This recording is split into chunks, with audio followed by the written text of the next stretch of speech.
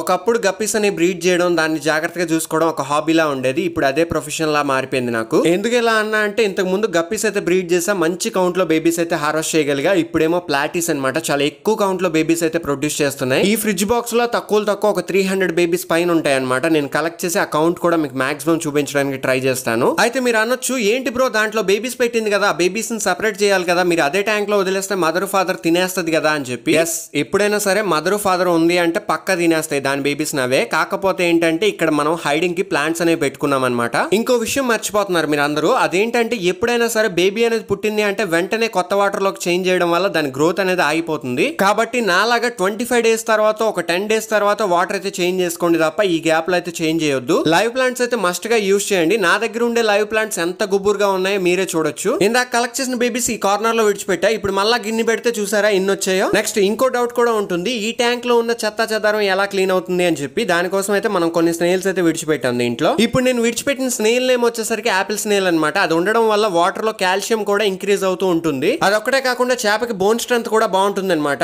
ఇప్పుడు నేను మెయింటైన్ చేసే ప్లాంట్ నేమ్ వచ్చేసరికి ఫాక్స్టైల్ ప్లాంట్ అంటారు. ఇది చాలా గుబురుగా తయారవుతుంది. జస్ట్ ఒక 2 or 3 స్టమ్స్ మీ ట్యాంక్ లో వేసుకోండి చాలు. ఈ ట్యాంక్ లో కొంచెం ఎక్కువ బేబీస్ ప్రొడ్యూస్ అయ్యే కనుక మనం ఏం చేస్తామంటే కొంచెం వేరే ట్యాంక్ ఏదైనా సెలెక్ట్ చేసుకుని దాంట్లో అయితే ఫిషెస్ ని విడిచిపెడదాం. ఈ ట్యాంక్ లో వచ్చేసరికి బెలూన్ ప్లాటీస్ అయితే సర్వే అవుతున్నాయి. అయితే కౌంట్ తగ్గింది, మనం సేల్ చేసేసాం కనుక దీంట్లో ఉన్న బేబీస్ అన్ని రిమూవ్ చేసేసి ఆ తర్వాత బాగా కడగాలనుకుంటున్నాను దీన్ని. అలా కడగడం దేనికి బ్రో, ఈ బెలూన్ ప్లాటీస్ అన్ని తీసి ఆ బేబీస్ ని విడిచిపెట్టవచ్చు కదా, ఈ ట్యాంక్ లో గ్రో అవుతాయి అని చెప్పి మీరు అడగొచ్చు. ఈ ఫ్రిడ్జ్ ట్యాంక్ లో 3 months ఓల్డ్ వాటర్ అయితే ఉందండి, అందుకనే నేను పూర్తిగా చేంజ్ చేయాలనుకుంటున్నా. పైగా హైజీనిక్ గా ఉంటుంది కదా ఫిష్ కి, అందుకనే. హైజీనిక్ అంటే ఒకటి గుర్తుకొచ్చింది, మన సబ్స్క్రైబర్ ఒకరు ఏం కామెంట్ పెట్టారంటే, ఆ దరిద్రంలో చేపలన్నీ ఎందుకు విడిచిపెడతాం, నీట్ గా మంచినీళ్ళు వేసి విడిచిపెట్టవచ్చు కదా చేపల్ని అని చెప్పి అన్నారు. అదేం దరిద్రం కాదండి, బయట మనం అవుట్డోర్ లో మెయింటైన్ చేస్తే బయట సన్ లైట్ అనేది ఒక ట్యాన్ లైట్ లా దానికి వర్క్ అయ్యి బాడీ మీద కలరేషన్ అయితే బాగా ఫామ్ చేస్తుంది. ఆల్సో నేను వేసిన ఫాక్స్టైల్ ప్లాంట్ అనేది CO2 తీసుకొని O2 అయితే రిలీజ్ చేస్తూ ఉంటుంది వాటర్ లో. అదే కాకుండా యాపిల్ స్నేల్స్ అనేవి మనం విడిచిపెట్టడం వల్ల వాటర్ అనేది చాలా క్లీన్ గా ఉంటుంది. ఆల్సో అది కాల్షియం అనేది ప్రొడ్యూస్ చేస్తూ ఉంటుంది వాటర్ లోకి. అలా ఉండడం వల్ల ఫిష్ తాలూకా బోన్ స్ట్రెంత్ అయితే బాగుంటుంది అనమాట. అవుట్డోర్ లో పెంచడం వల్ల ఇన్ని బెనిఫిట్స్ ఉన్నాయి. అన్హైజీనిక్ వాటర్ అయితే కాదండి దయచేసి. ఇదైతే మనం గ్రో చేసిన ట్యాంక్ అనేది 100% సేఫ్ అండ్ సెక్యూర్ గా గ్రో అయింది అనమాట. కాబట్టి ఇబ్బంది అయితే లేదు, అన్ని కూడా హెల్తీగానే ఉన్నాయి. ఇప్పుడు మీరు చూసిన ప్లాటీ బేబీస్ కి అయితే మహా అయితే 10 days కూడా అయి ఉండదు, అప్పుడే గ్రోత్ అనేది చాలా బాగా కనిపిస్తుంది దాంట్లో. ఇంకా వాటర్ మొత్తం తీసాక ఈ కడగడం ఉంటుంది చూడండి, వేరే లెవెల్ అనమాట. చుక్కలు కనిపించేస్తాయి, ఇంకా తాత బాబు అమ్మమ్మ అందరు కనిపిస్తారు దీంట్లో. నేను పని చేస్తా ఉంటే ఇన్నర్ ఫీలింగ్ ఎలా ఉంటుందో తెలుసా మీకు,